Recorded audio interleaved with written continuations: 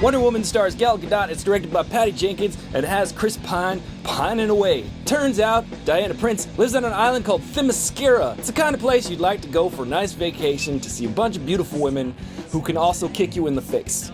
Now I kid about that, but the actual comic book for Wonder Woman is actually seriously based in that kind of scene, if you know what I mean. It takes place during World War I, and Chris Pine, or Steve, finds himself stranded off the island of Themyscira, and Diana rescues him. This is the first man she's ever seen because on her island, there's no dudes. So she agrees to go back with Steve to vanquish the bad guys and rid the planet of evil.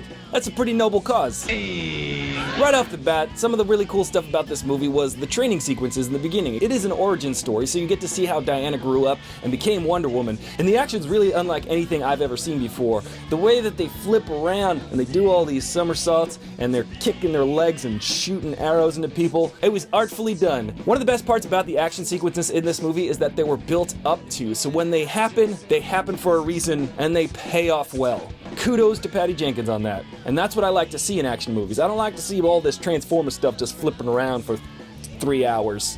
You hear that, Michael Bay?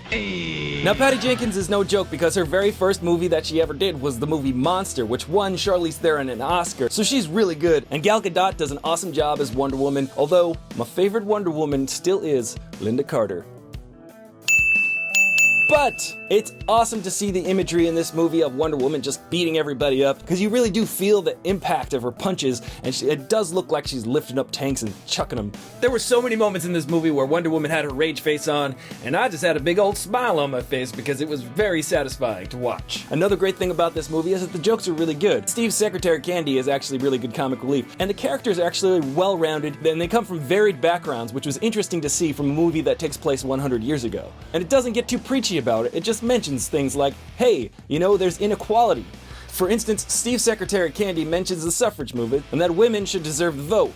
And they make it pretty clear that, 100 years ago, women were not considered equal society members, even though Wonder Woman kicks the entire German army's ass. One of the slight downsides of this movie is that I feel like all the actors on Themyscira had to learn Gal Gadot's accent because she has an accent. She's Israeli, so she doesn't speak English with a perfect American accent or a perfect English accent. She's got an Israeli accent. So all of the Amazonians from Themyscira have some sort of vague European Middle Eastern accent, which doesn't really exist in nature. Thank you very much. They're just trying to mimic Gal Gadot's natural way of speaking. So they reverse engineered that.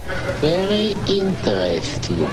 But it works out because they sort of explain that they know hundreds of languages and that they can speak in pretty much any language. So naturally the English is very heavily accented. That's a ferret. I have to say one of the cop-outs of this movie is that apparently in order to speak German, you just have to speak with a German accent. Because everyone German in this movie just speaks German in English. It was stupid. Oddly enough, in other parts of this movie there are subtitles, except for when the Germans speak to each other in private. It was stupid, but it was also very interesting. But definitely some of the pluses of this movie are the visual throwbacks to Superman, the movie. And at points in this movie, there's definitely a Raiders of the Lost Ark type of vibe going on. But overall, Gal Gadot is fantastic. I welcome this Wonder Woman. To me, this is the best movie in the DC extended universe. Probably the best DC character movie since The Dark Knight. It is fantastic. I definitely highly recommend it. So I give this movie 4.75 throws out of 5. Wonder Woman has arrived, and she has elevated the entire DC universe. You go Patty Jenkins, you go Gal Gadot, and Steve, you're alright too. Well, that's my review. How about you? What do you guys think about this movie? Let me know in the comments below. Remember to like this video and subscribe if this is your first time here, because I would really appreciate that. And remember, you can always help out this channel by pledging as little as $1 a month to my Patreon. And if you do that, I'll send you a sticker. And a shout out to Devin McCreary for getting the correct answer to my Full Throttle trivia and my review for Alien Covenant. It's a bit of a technicality because it's Harry Dean Stanton and not Hardin Stanton, but it's pronounced the same. If you're drunk, Hardin Stanton.